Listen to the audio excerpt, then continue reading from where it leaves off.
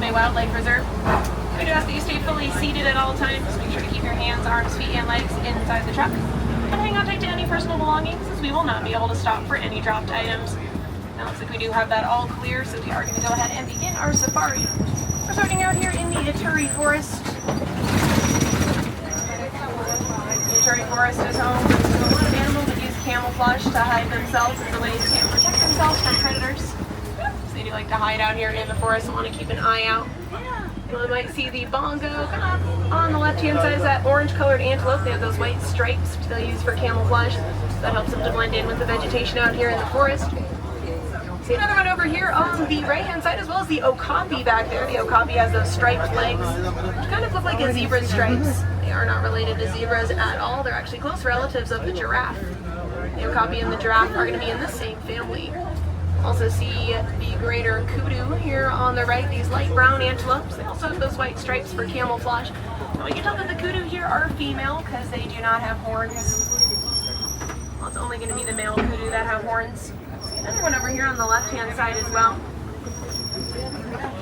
A lot of the animals out here in the forest are very shy and reclusive. They are not often seen out in the wild. It looks like a black rhino actually in the water over here on the left-hand side. Also see the saddle-billed stork over here. That black and white bird has that yellow part on its bill, which looks kind of like a saddle, hence the name. Now, black rhinos can weigh up to 3,000 pounds. Looks like this one's cooling off in the watering hole here. Black rhinos are browsers, which means they eat bushes. They have prehensile mouths, which help them grab onto the leaves from the bushes that they eat. The black rhinos are also mostly solitary. They do like their alone time. See if we can find any more animals hiding out up ahead here.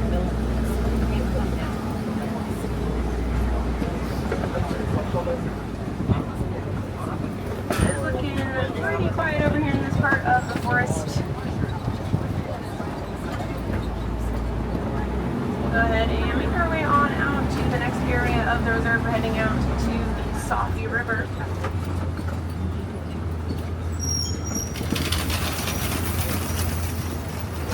The Safi River is a little bit different kind of ecosystem. It is home to some more aquatic animals. These are animals that like to spend a lot of time in the water. We'll see if we can find out on the river today.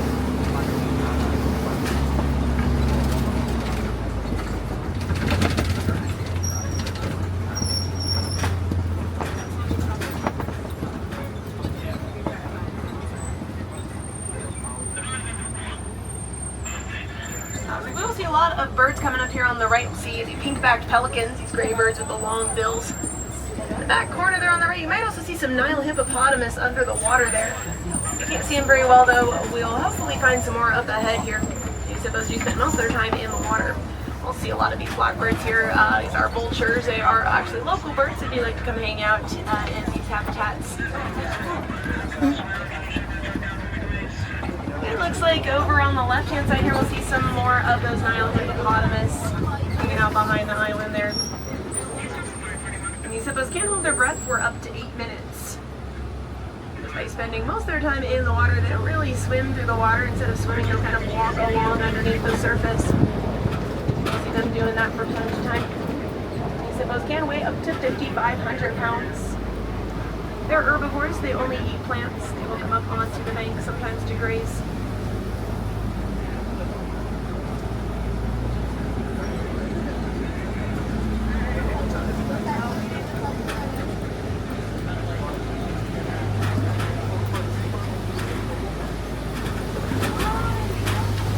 As we are about to cross this bridge up ahead here, looks like we'll also see some Nile crocodiles hanging out in this part of the river here.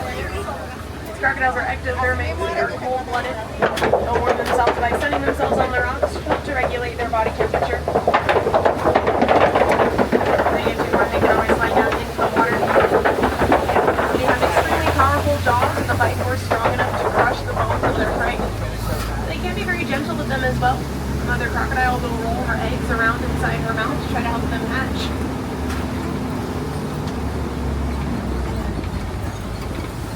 We are leaving the Safi River. We're going to head on out to the savannah.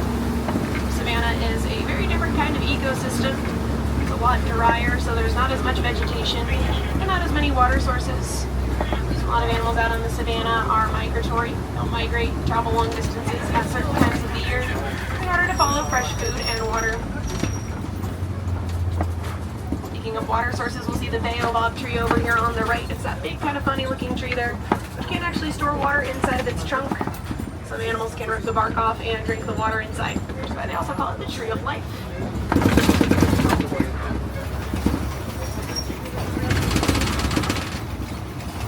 We are going to go ahead and make our way on down to the savanna. We'll see what animals we can find out here today. And notice our surroundings are changing a bit as well. There's a lot more open out here on the savanna. Not as many places to hide. So a lot of animals out here rely more on their speed and agility as their main defense against predators. Not as much on camouflage like we saw in the forest earlier. We'll see some Maasai giraffes just up ahead here. Giraffes are the tallest animals in the world, reaching heights of about 18 to 20 feet tall. And we can tell these are Maasai giraffes because of their spot pattern. They have more jagged, irregular edges to their spots, which is what's going to distinguish them from other kinds of giraffe. Giraffe also have long prehensile tongues, which they'll use to grab onto the leaves from the trees that they eat. And they just spend most of their time eating. Giraffes will spend about 20 hours a day eating. We'll also see the Ankole cattle up ahead here, these cows with the really big horns. Those horns look really heavy, but they're actually pretty light. They're made of a honeycomb-like structure on the inside, which helps to keep them cool. They're going to have their own built-in cooling system, which will help to circulate blood through their bodies. They're also called the Watusi cattle after the people who first domesticated them. They are the only domesticated animals out here on the reserve.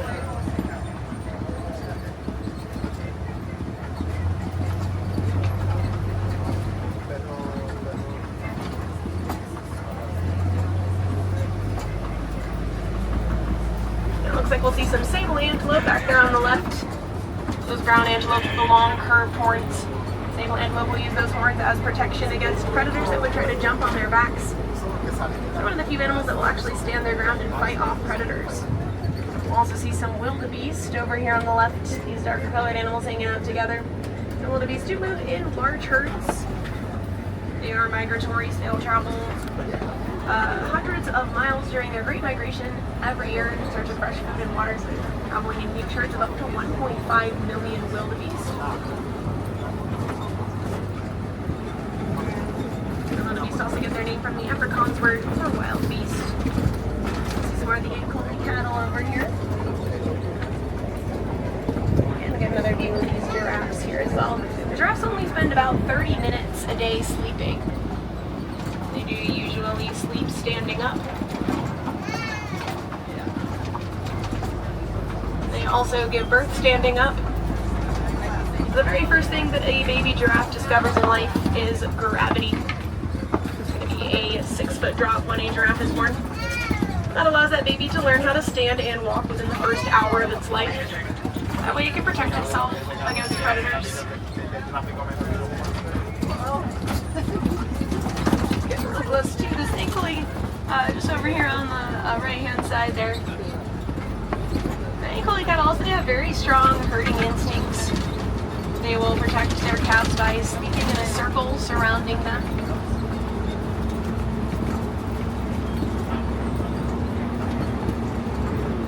And we'll see if we can find any more animals up ahead here.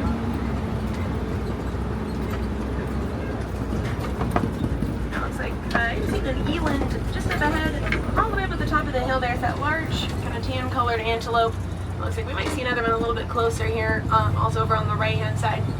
Elands are one of the largest antelopes in the world. They're also extremely agile. Elands can jump to clear heights of about 5 feet from a standstill.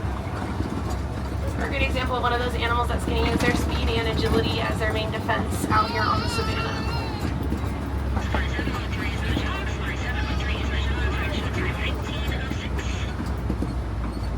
We'll see this other eland just over here on the right. We'll see those spiral horns. Also see some springbok off to the right. So those little caramel-colored antelopes that are sitting down kind of in the shade of those palm trees back there. The springbok get their name from their ability to spring up into the air. They can jump up to 6 feet into the air and 13 feet across. The springbok could actually clear this truck if it wanted to.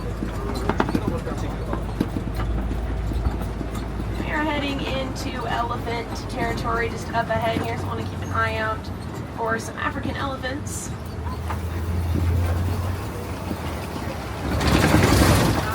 See one just up ahead here off to the right. African elephants are the largest land animals. We'll go forward here, see if we can get a little bit better view of these elephants just up ahead here. You might notice them flapping their ears. They will do that to help keep cool. They have so many blood vessels in their ears that when they flap their ears back and forth, they can lower their body temperature by up to 15 degrees. It's a pretty effective way of keeping cool. Should get another view of them just up ahead here.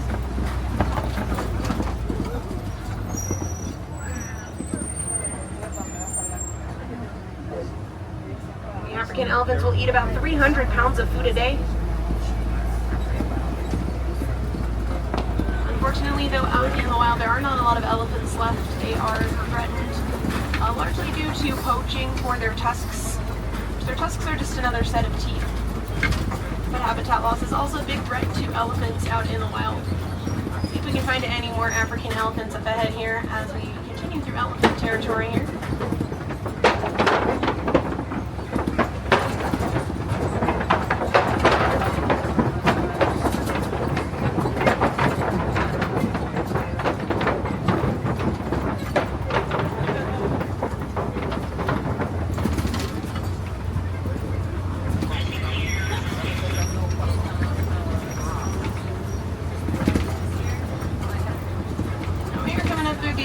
Red clay pits just up ahead here. Red clay is a really good source of minerals and nutrients for elephants. It's a good sign that we might find some more nearby. We'll keep an eye out.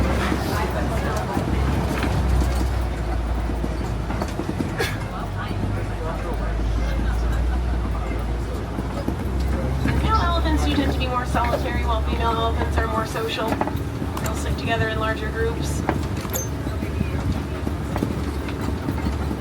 Another thing they'll do to help keep cool is they'll throw dirt on their backs, which kind of works like a natural sunblock. They have very sensitive skin. I want to see a few more off in the distance there, kind of off to the left, kind of far away though.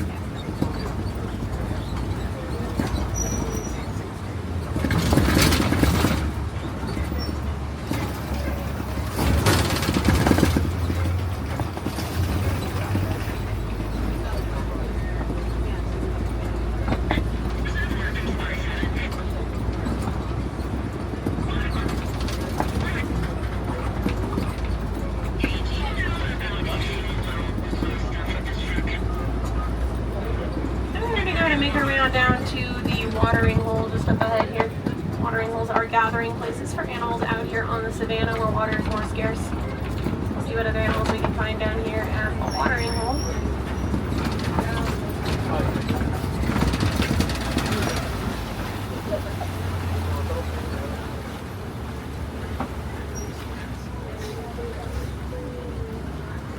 It looks like we'll see some greater flamingos. They are the largest species of flamingos, hence the name greater flamingos. They get that bright pink color from their diet of brine shrimp because beta-carotene in it gives them that vibrant coloring. They'll start out as more of a grayish color when they're first hatched. They'll develop that pink as they get older. The group of flamingos is called a flamboyance.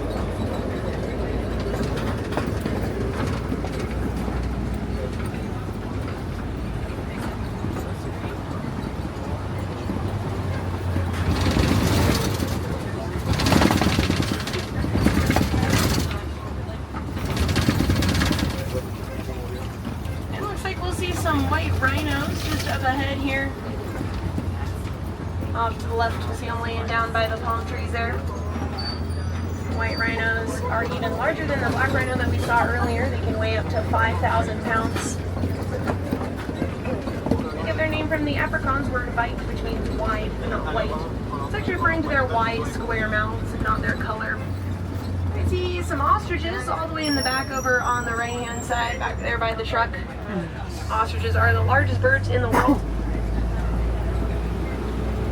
I'll get another view of these rhinos just up ahead here. Fortunately, out in the wild, rhinos also cannot be found very many places. They are also threatened. A lot of that is also due to poaching for their horns. There's a myth that rhino horns have healing properties. But they're actually made out of keratin, which is the same thing that your hair and fingernails are made out of.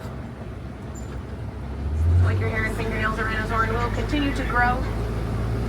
They have to keep them trimmed down by scratching them on rocks, things like that. And on the left, there is a cheetah laying down up on the hill there, all the way kind of towards the back. Cheetahs are the fastest land animal, reaching top speeds of about 60 miles an hour in just 2 to 3 seconds. It looks like you see a few more of them. You're also over on the left there, kind of up in the top corner there. Cheetahs do tend to hunt more during the day, which is different from most predators. Most predators hunt more at night. Cheetahs hunt during the day so they can avoid the competition because they are not as powerful as a lot of other predators out here on the savannah. They do rely more on their speed and agility when hunting. We're coming up to this big rock formation up ahead here. These are called Kopi rocks, which is going to be the highest point on the savannah. That gives animals a great vantage point. They can look out over the entire savannah. See what other animals we can find as we're coming around the Kopi rocks here.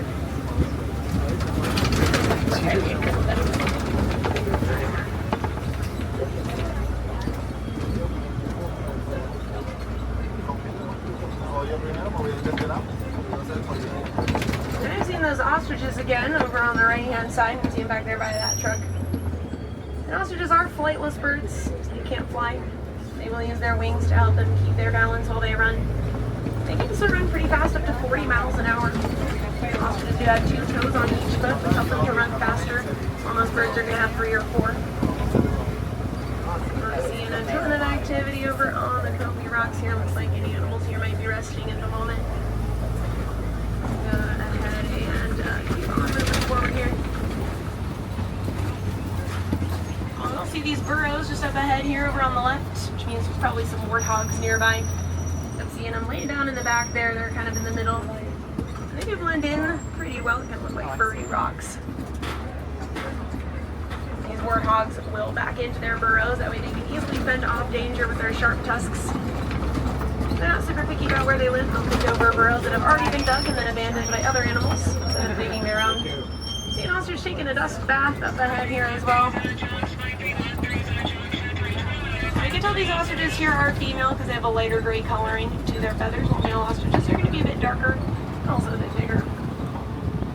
We will see these warthogs again over here on the left.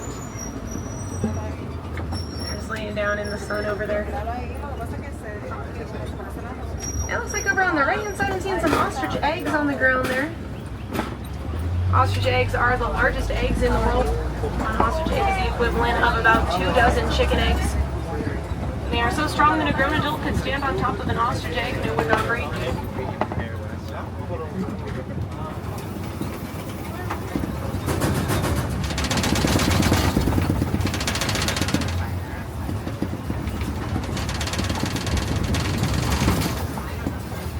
Now we are leaving the savannah. We're heading into Magadi Glen here. We're going to make a loop around the warden's post. Farmers are heading back on up to the village. See the Nigerian work goats hanging out here at the warden's post. They are pretty small, but they are fully grown. That is their full size. They are domesticated and kept as pets. They're also really good for conservation. They are dairy goats. They produce milk and cheese. Farmers can sell those dairy products, and that keeps reliance off of local wildlife.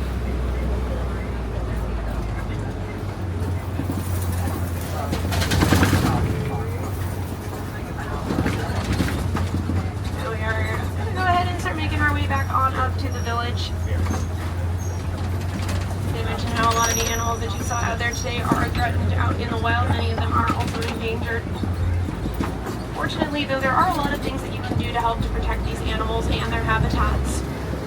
Recycling paper products and you can is a great way to help to prevent deforestation, which is a big threat to a lot of the forests that many of these animals live in. If you'd like, you can also make a donation to the Disney Conservation Fund, which supports several different conservation efforts worldwide. You can donate at any of the merchandise locations right here in Animal Kingdom.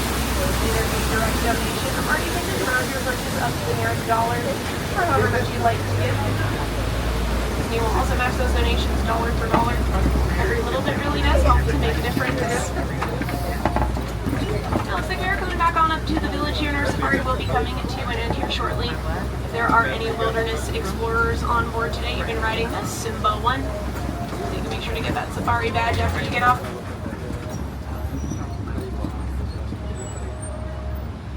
Out here in Harambe, though, we don't like to say goodbye because that's way too sad and way too final.